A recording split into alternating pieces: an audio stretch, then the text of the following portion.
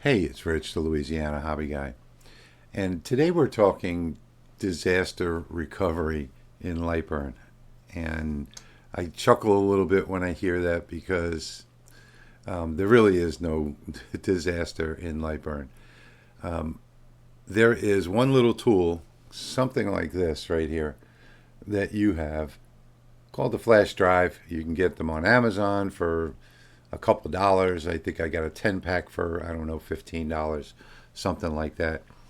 Today we are going to be using this flash drive, brand new, and nothing on it right now. We're going to go from start to finish. I'm going to show you how to fix Lightburn if you have an issue with it. And typically these issues are not with Lightburn, they're with your hardware, with your computer, new hardware that you've installed that's not compatible with the software, some type of problem that is not necessarily a Lightburn inherent problem. But these things do happen.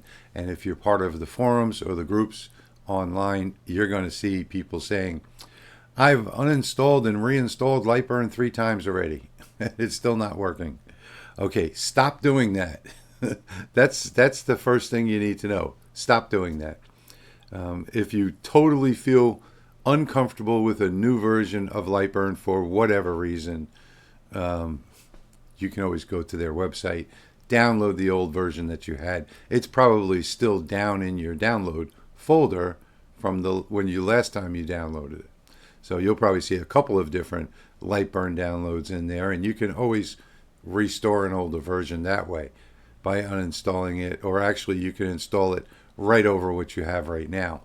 But we're not talking about that today. What we're talking about is a simple disaster recovery. So the question that you have to ask yourself is, did it work yesterday? Or did it work last week? Or did these problems start 3 weeks ago? Who knows? The one thing that you do know is that it's not working today like it did yesterday or 3 weeks ago. What we're going to do today is we're going to fix that in a couple of seconds. I'm going to show you how to organize your file. First, how to find all of your Lightburn files very quickly. And second, how to organize those files so that you never have a problem again and back them up. So let's get started. Let's jump over into Lightburn and I will show you my file backup hierarchy.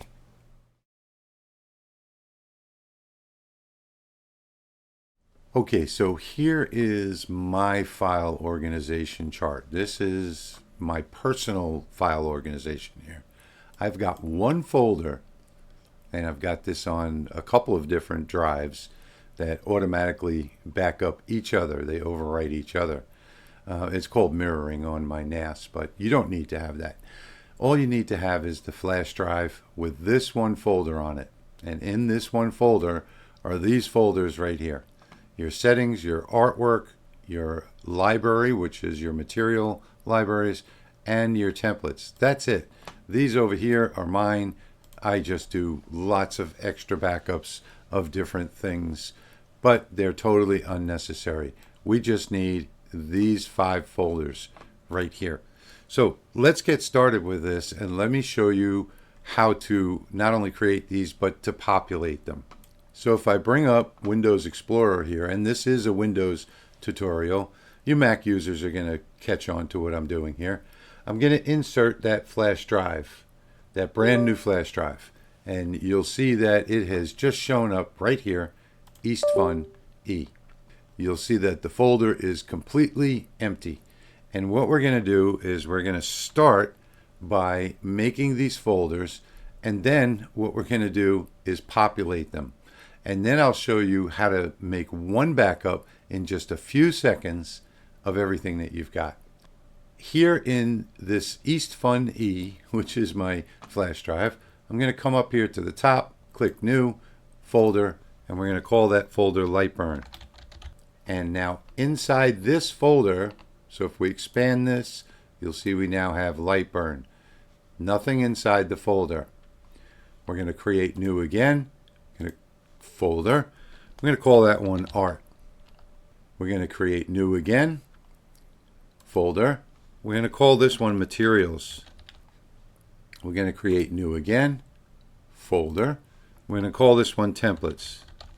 And we're going to do one more folder, create new, folder. We're going to call this one settings. Now we have the entire hierarchy I was just talking about. In here we've got Lightburn, and underneath that we've got art, materials, settings, and templates.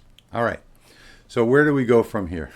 The next thing that we have to do is we have to search for Lightburn files that belong in these different folders. Okay, so here we are in Lightburn Explorer, Windows Explorer. And what we're going to do is we're going to start searching for files so that we can populate all of these folders. So I'm going to come down here to this drive right here, and then I'm going to go straight to the top where it says search. I'm going to type in asterisk, which means anything, and then LB. So the very first one we're going to look for is art, so we're going to do LBA, and that will bring up all of our art folders, our art libraries. We're going to pretend like we only have these 4 right here. You would select all of these, right click, copy, come to art over here, right click, paste. We now have all of our art libraries. Now we're going to come back to E. This would be C on your drive, more than likely.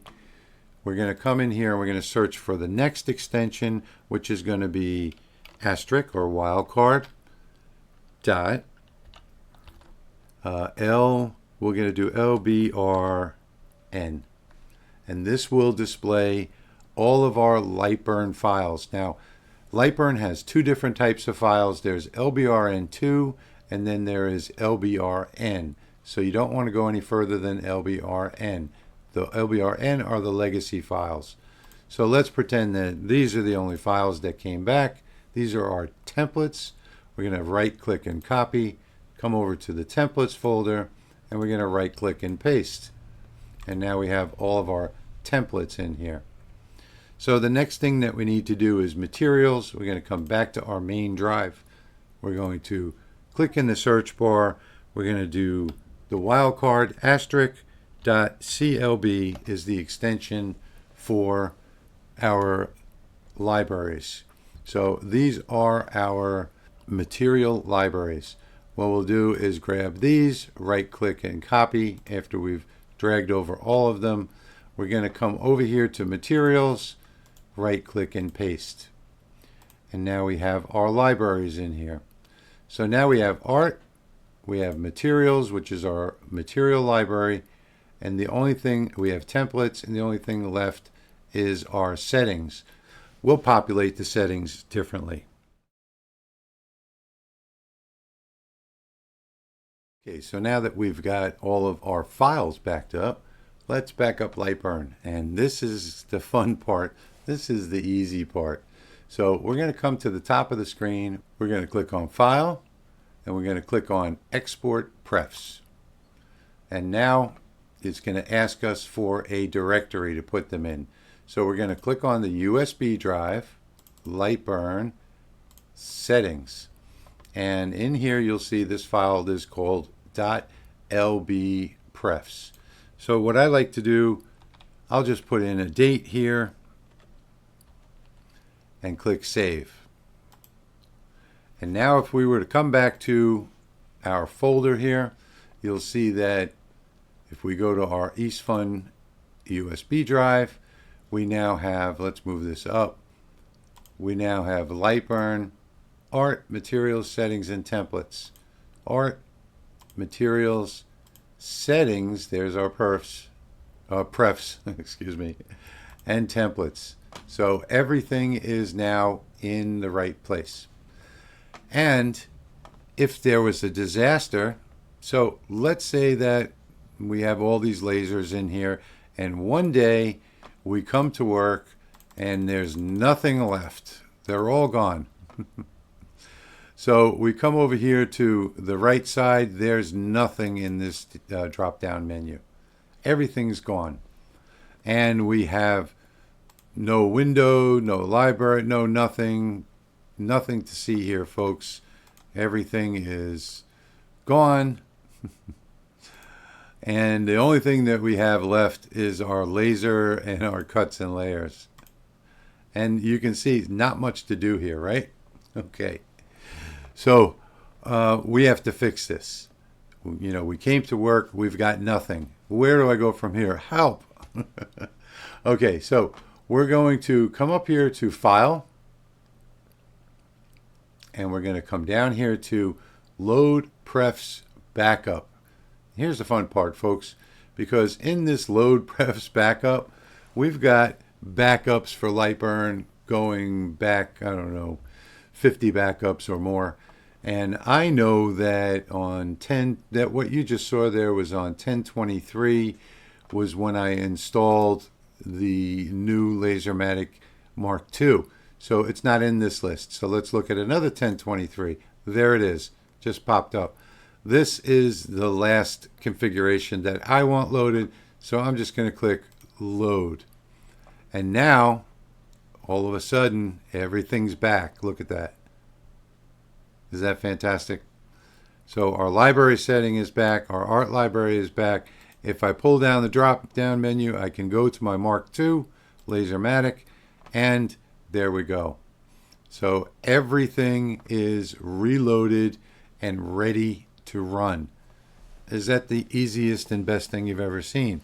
So we have to stop uninstalling Lightburn, and all you have to do is go to File, over here, Load Perfs Backup, Prefs Backup. I keep saying perfs. And pick a date, any date you want. Look at what devices were created on that date. This is a backup. This is your system restore for Lightburn. And it goes way back. I'm going all the way back to middle of the summer, August 25th. And we are now in November. So you've got all of these different backups in here. You can pick whatever one you want. That one will show you what was listed in the devices at the time. And you'll get an idea like I just did.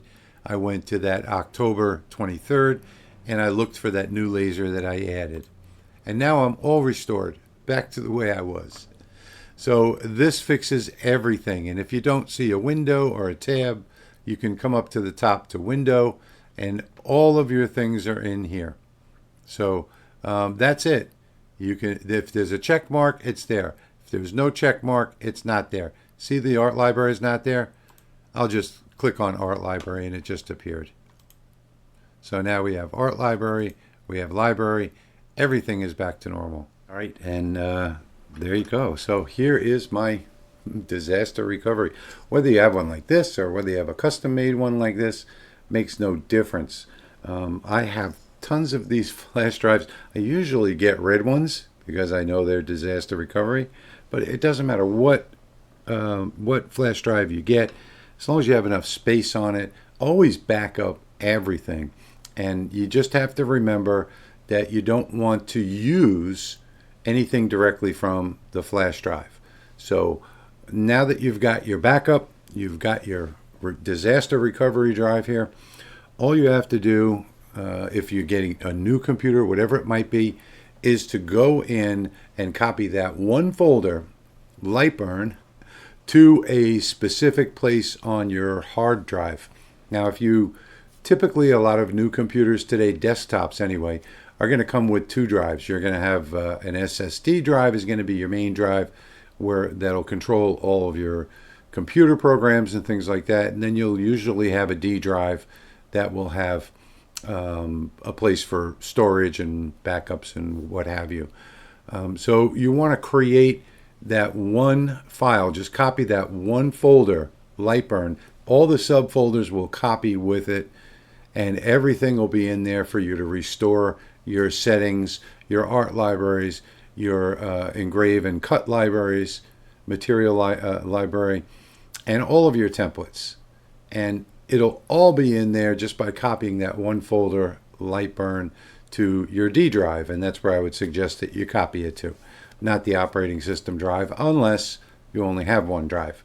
And sometimes, usually, they're going to partition that drive into C and D as well. So that's just how easy it is to to restore everything from a flash drive or restore your lasers in Lightburn or restore your preferences in Lightburn. There's never going to be a reason for you to uninstall and reinstall Lightburn, at least not in my experience. So I see so many people doing this online. They run into an issue where it worked yesterday and it doesn't today. Well, all you have to do is restore your preferences. So that's it for today. I hope you enjoyed today's video as much as I enjoyed making it. I hope you back up all your files and use my organization chart. And as always, I want to thank you for watching, and I'll see you in the next one.